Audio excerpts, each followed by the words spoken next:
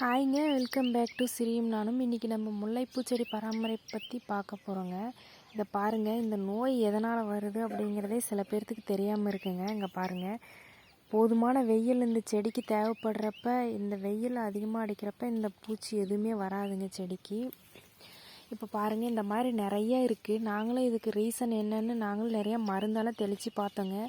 இருந்தாலுமே இந்த நோய் போகலை. இப்போ நம்ம ஒரு செடி வச்சுருக்கோம், ஒரு வேளை மாடியில் நம்ம ஒரு செடி சின்னதாக வச்சுருக்கோம் அப்படின்னா அதுக்கெல்லாம் நம்ம போய் மருந்து வாங்கிட்டு இருக்க முடியாதுங்க. கடையில் போயிட்டு கேட்டால் அவங்க மருந்து தருவாங்க, இருந்தாலும் நாம் கேட்க மாட்டோம் இந்த ஒரு செடிக்காக என்ன அப்படின்னு. நாங்களும் சில நாள் அந்த மாதிரி தான் செஞ்சிட்டு இருந்தோம். அப்புறம் மருந்தும் தெளித்து பார்த்துட்டோம், ஆனால் போகலைங்க.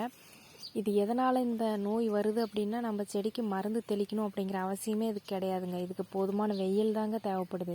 இப்போ பாருங்கள், நாங்கள் செடி வச்சுருக்கிற இடத்துல ஃபுல்லாகவே பாருங்கள் நல்லா மரப்பாக தாங்க இருக்குது செடிக்கு. இந்த பக்கமும் ஃபுல்லாகவே செடி எல்லாமே இருக்குங்க. நிழல் தாங்க இந்த செடிக்கு, முக்கால்வாசி நிழல், கால்வாசி கூட வெயிலே கிடையாதுங்க. மத்தியான நேரத்தில் மட்டும்தான் இதுக்கு வெயில் வருது. இந்த பக்கம் பாருங்கள், தென்னை மரம் அது இதுன்ட்டு நிறையா இருக்கிறதுனால இந்த செடிக்கு ஃபுல்லாகவே நிழல் தாங்க. இப்போ நாங்கள் இந்த செடி இந்த சீசனுக்கு பூவே வரலைங்க. ஏன் இந்த செடி பூ வரல அப்படின்னு நாங்கள் யோசிச்சுட்டு இருந்தோம்.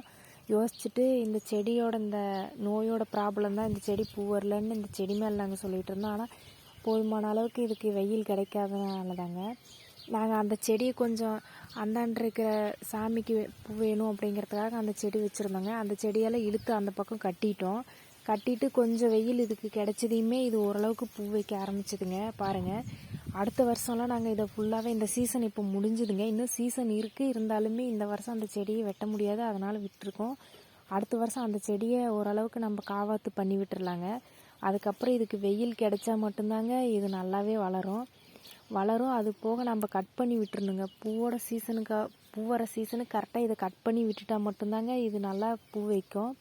இது நம்ம அடுத்த வருஷத்துக்கு இது சுற்றியுமே க்ளீன் பண்ணலான் இருக்கிறோங்க. ஏன்னா செடி இந்த வருஷமே பூ வரலைங்க. போன வருஷம்லாம் 4 முழம் 5 முழம் பூ வந்துட்டு இருந்த செடி இந்த வருஷம் 1 முழம் கூட பூ வரலைங்க. சும்மா 1/4 முழம் இந்த மாதிரி தான் டெய்லியும் பூ வருது. அதனால் நம்ம க்ளீன் பண்ணி விட்டுறலான்னு நினச்சிக்கிட்டு இருக்கோங்க. பாருங்கள், குண்டு மல்லி செடி இருக்குது இந்த பக்கம். அதுக்கும் போதுமான அளவு வெயில் கிடைக்கலங்க. அதுவும் எல்லாம் மரப்பில் தான் இருக்குது. நெல்லில் அதிகமாக கிடைக்கிறதுனால இந்த செடி அதிகமாக பூ வைக்கலைங்க. அடுத்த சீசனுக்கெல்லாம் நம்ம எல்லாத்தையுமே க்ளீன் பண்ணி விட்டு இந்த செடிக்கு நல்லா வெயில் கிடைக்கிற மாதிரி செஞ்சிடலான்னு நினச்சிட்ருக்கோங்க. இந்த அரளி செடி எல்லாத்தையுமே க்ளீன் பண்ணி விட்டுருணுங்க. பாருங்கள், எல்லா பக்கமும் அடப்பாகவே இது இருக்குது இந்த செடிக்கு. நீங்களும் இந்த மாதிரி மருந்து தெளிக்கிறதுக்கு பதிலாக செடிக்கு நிழல் இருந்தால் இந்த மாதிரி நீங்கள் வெயிலில் வச்சு பாருங்கள் செடியை. கண்டிப்பாக இந்த நோய் வராதுங்க. வெயிலில் ஃபுல்லாக இருந்தால் இதுக்கு நீங்கள் மருந்து தெளிக்கிறதே வேஸ்ட்டுங்க. அந்த மருந்து இந்த மருந்துன்ட்டு மருந்து தெளிச்சிட்டு இருக்கிற செலவு வேஸ்ட் பண்ணுறதுக்கு நீங்கள் வெயிலில் மட்டும் வச்சு பாருங்கள். இயற்கையான ஒரே வைத்தியம் செடிக்கு நல்லா வெயில் கிடைக்கணுங்க. வெயில் கிடைச்சாவே எந்த நோயுமே செடிக்கு வர்றதில்லைங்க. இப்போ பாருங்கள், இந்த பூவிலெல்லாம் சின்ன சின்ன பூச்சிகள் வெட்டு மாதிரி இருக்குதா பாருங்கள், பூச்சி வெட்டின மாதிரியே இருக்குது. இது எல்லாமே வெயில் இருந்தால் இந்த எந்த ஒரு இதுவுமே வராதுங்க. நீங்கள் போதுமான அளவுக்கு செடிக்கு வெயில் கொடுங்க, செடி தானாகவே பூக்கும். பாருங்கள். தேங்க்ஸ் ஃபார் வாட்சிங். இந்த மாதிரி நிறைய டிப்ஸு தெரிஞ்சுக்கணும் அப்படின்னா சேனலை மறக்காமல் சப்ஸ்கிரைப் பண்ணுங்கள். Thank you friends.